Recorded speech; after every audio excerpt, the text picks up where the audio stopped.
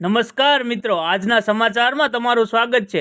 દેશ, દુનિયા અને ગુજરાતના તાજા, મોટા અને મહત્વના સમાચાર જાણીએ તે પહેલા ચેનલમાં નવા હોય તો ચેનલને સબસ્ક્રાઇબ અને લાઇક કરી દેજો।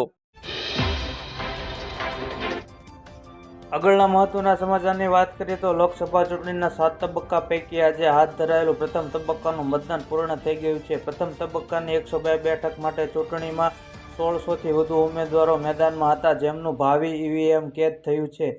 આજે થયેલા ચૂંટણીમાં પશ્ચિમ બંગાળમાં સૌથી વધુ મતદાન થવા પામ્યું છે, જ્યારે બિહારમાં 46.32% મતદાન સાથે સૌથી ઓછું થયું છે। લોકસભા ચૂંટણીના 7 તબક્કામાં પ્રથમ તબક્કાનું મતદાન સમાપ્ત થઈ ગયું છે। 21 રાજ્યોની 102 બેઠકો પર મતદારોએ મતદાન કર્યું। આગળના મહત્વના સમાચારની વાત કરીએ તો અમરેલીમાં કેસર અને હાફૂસ કેરીનો જોરદાર આવક।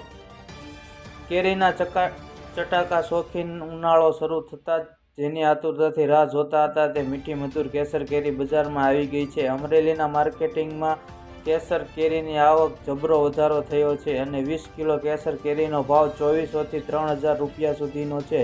જોકે 20 કિલો કેસર કેરીએ 100 રૂપિયાનો ઘટાડો થયો છે અને હાફૂસ કેરીના ભાવમાં ઘટાડો થયો નથી। મહત્વનું છે કે અમરેલીના ફ્રૂટ માર્કેટિંગમાં 30 ક્વિન્ટલ કેરી અને 15 કિલો હાફૂસ કેરીની આવક થઈ છે। આગળના મહત્વના સમાચારની વાત કરીએ તો છેલ્લા 10 વર્ષમાં ન થયું હોય એવું થશે। ગુજરાતમાં રેકોર્ડ તોડશે ગરમી, આગાહીકારી પરેશ ગોસ્વામીની આગાહી।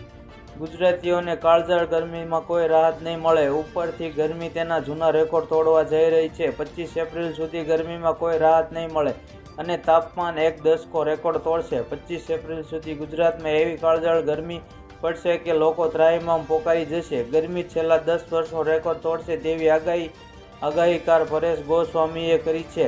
હાલમાં તાપમાન સરેરાશ કરતાં 2 ડિગ્રી વધુ રહેશે। મહત્વનું છે કે ગુરુવારે ગુજરાતના 15 શહેરોનું તાપમાન 40 ડિગ્રીએ પહોંચ્યું હતું। આગળના મહત્વના સમાચારની વાત કરીએ તો ઇઝરાયેલનો ઈરાન પર ડ્રોનથી હુમલાથી આંતરરાષ્ટ્રીય બજારમાં ખળભળાટ, કાચા તેલમાં થયો વધારો। મધ્ય પૂર્વ એશિયામાં સંઘર્ષ વધતા ક્રૂડ ઓઇલના ભાવ એક દિવસમાં 4% વધ્યા હતા, તો બ્રેન્ટ ક્રૂડના પણ ડોલર પ્રતિ બેરલ પર પહોંચી ગયું હતું।